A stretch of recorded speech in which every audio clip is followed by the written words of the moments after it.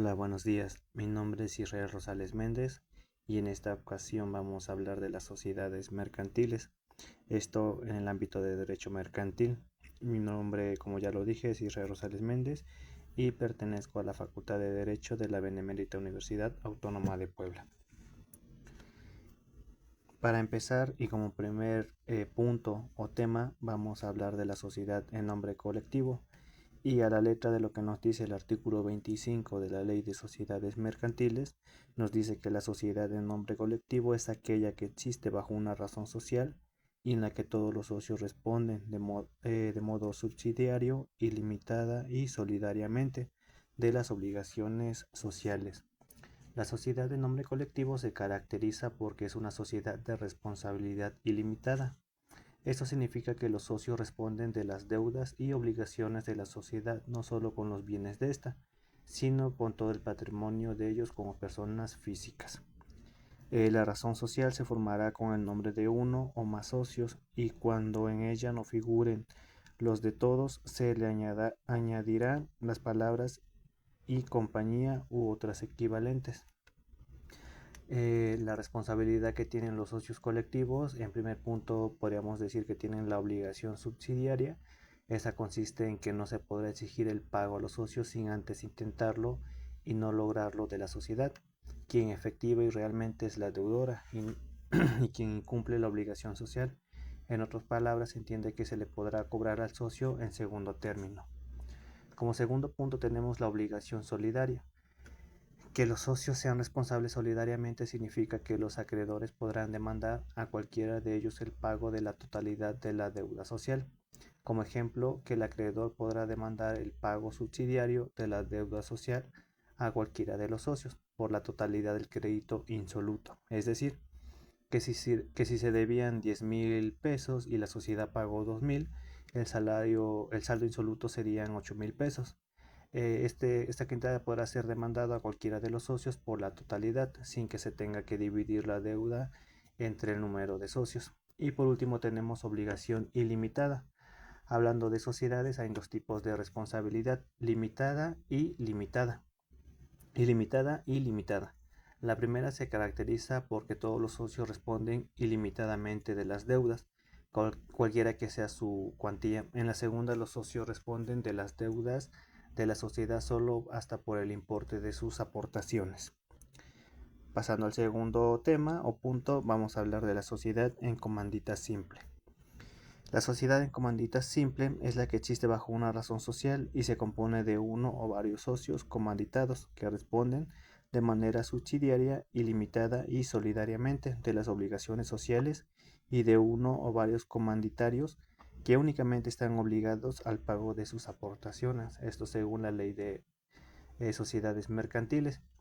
En ese tipo de sociedad se habla de dos tipos de socios, los socios comanditados y los socios comandatarios. Los primeros responden de manera subsidiaria, ilimitada y solidariamente de las obligaciones sociales y los segundos responden únicamente por el pago de sus aportaciones. Cabe mencionar que solamente los socios comanditados pueden aparecer en la razón social. En cuanto a los derechos corporativos de la sociedad en comandita simple, existen algunas cuestiones en las que ésta difiere del funcionamiento de la sociedad de nombre colectivo, ya que los derechos de los socios comanditarios están limitados como en los siguientes casos. Con respecto a los socios comanditarios, puede restringirse su derecho de informarse acerca de los libros y en general del estado de la administración de la sociedad en las formas y épocas que establezcan los estatutos. Los socios comanditarios no pueden ser administradores ni representantes de dicha sociedad. Y por último tenemos que los socios comanditados no tienen la prohibición que se refiere a participar en sociedades que tengan o persiguen el mismo objeto. La razón de que se le permita a los comanditarios participar en otras empresas que tengan un objeto parecido radica en que estos socios no tienen conocimiento absoluto de la administración y de los documentos de la sociedad en comandita. Como tercer punto, tenemos la sociedad de responsabilidad limitada. El artículo 58 de la Ley de Sociedades Mercantiles nos dice que la sociedad de responsabilidad limitada es la que se constituye entre socios que solamente están obligados al pago de sus aportaciones, sin que las partes sociales puedan estar representadas por títulos negociables a la orden o al portador, pues solo serán cedibles en los casos y con los requisitos que establezca la presente ley. La sociedad de responsabilidad limitada es una sociedad mercantil con denominación o razón social de capital fundacional dividido en participaciones no representables por títulos negociables, en la cual los socios solo responden por sus aportaciones, salvo en los casos de aportaciones suplementarias y accesorias permitidas por la ley. Esta sociedad tendrá un máximo de 50 socios y para que funcione es necesario que los socios hagan una aportación inicial, la cual es una obligación de los socios, cuyo monto debe predeterminarse en los estatutos de la sociedad. Como ya lo dijimos, ninguna sociedad de responsabilidad limitada tendrá más de 50 socios. El capital está dividido en partes sociales, que no son títulos negociables, los cuales pueden ser valor igual o desigual y deben expresarse en múltiplos de 100 pesos. En ese caso, los socios solamente están obligados al pago de sus participaciones, las cuales deben ser de por lo menos 50% del capital social al momento de constituirse la sociedad ante fedatario público. Como siguiente tema tenemos la sociedad anónima. El artículo 87 de la sociedad anónima nos dice que la sociedad anónima es la que existe bajo una denominación y se compone exclusivamente de socios, cuya obligación se limita al pago de sus acciones. Como características de la sociedad anónima, tenemos que denominación social, conforme a la ley, debe ser un sustantivo. Responsabilidad limitada. Los socios responden hasta por el monto de sus aportaciones. C. El capital igual a la suma de las aportaciones de los socios. D. El capital dividido en acciones. La participación de los socios queda incorporada en títulos de crédito, o sea, la acción. La responsabilidad de los socios en la sociedad anónima. Los socios responden únicamente hasta por el monto de sus aportaciones. Como dice el artículo 87 de la Ley de Sociedades Mercantiles, su obligación se limita al pago de sus aportaciones. Los terceros, acreedores del socio, en todo caso, podrán exigir del socio el monto insoluto de su aportación, pero nada más. Para los requisitos constitutivos de una sociedad anónima son 4. Y el primero nos dice que 2 socios como mínimo y que cada uno de ellos suscriba una acción por lo menos. Segundo, capital social mínimo de 50,000 pesos y que esté íntegramente suscrito. Tercero, exhibición del 20% mínimo del valor de cada acción pagadera en numerario. Y por último tenemos la exhibición íntegra del valor de la acción pagada en especie. La siguiente sociedad es la sociedad en comandita por acciones. La sociedad en comandita por acciones es la que se compone de uno o varios socios comanditados que responden de manera subsidiaria, ilimitada y solidariamente de las obligaciones sociales y de uno o varios comandatarios que únicamente están obligados al pago de sus acciones.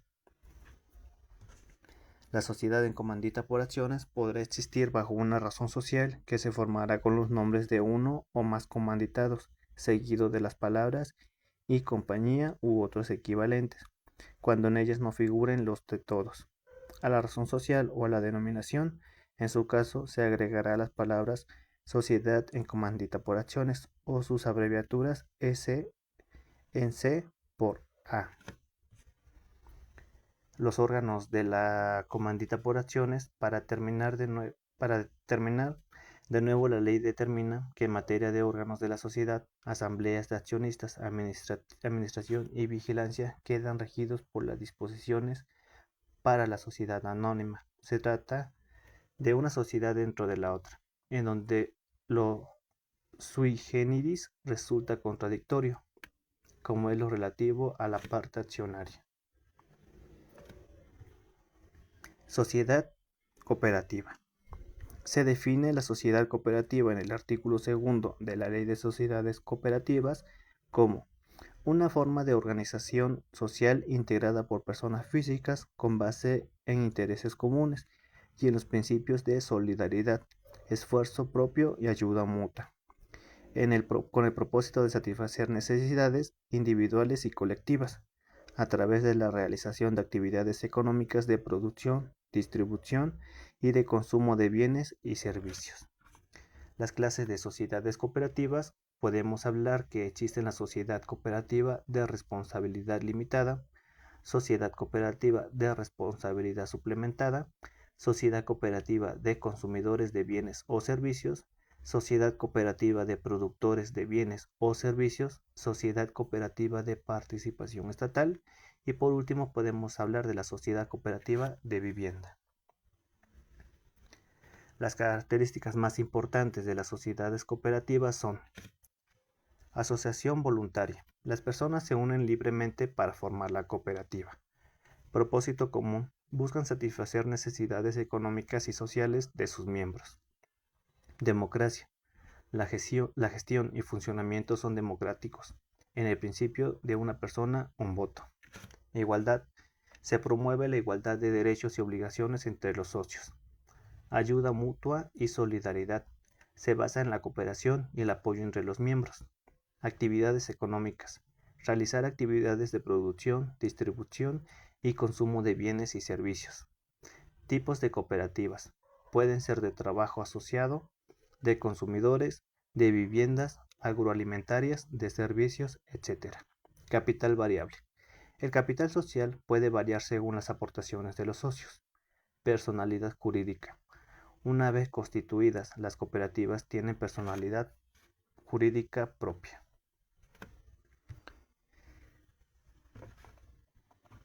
Y por último, tenemos la sociedad por acciones simplificada.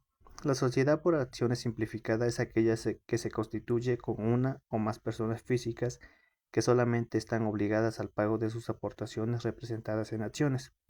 Los ingresos totales anuales de una sociedad por acciones simplificada no podrán rebasar los 7.398.448.74.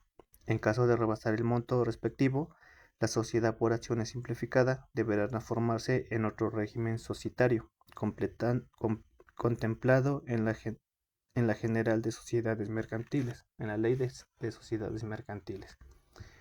El monto establecido se actualizará anualmente el 1 de enero de cada año, considerando el factor de actualización correspondiente al periodo comprendido desde el mes de diciembre del penúltimo año hasta el mes de diciembre inmediato anterior a aquel por el que se efectúa la actualización. Espero que haya quedado claro estos temas, porque sabemos que la Ley General de Sociedades Mercantiles es un instrumento bastante importante en el mundo de la abogacía. Esto nos hace reflexionar, entender, comprender y saber cómo funciona, cómo se dirige una sociedad anónima. Para terminar, mi nombre fue Israel Rosales Méndez. Muchísimas gracias.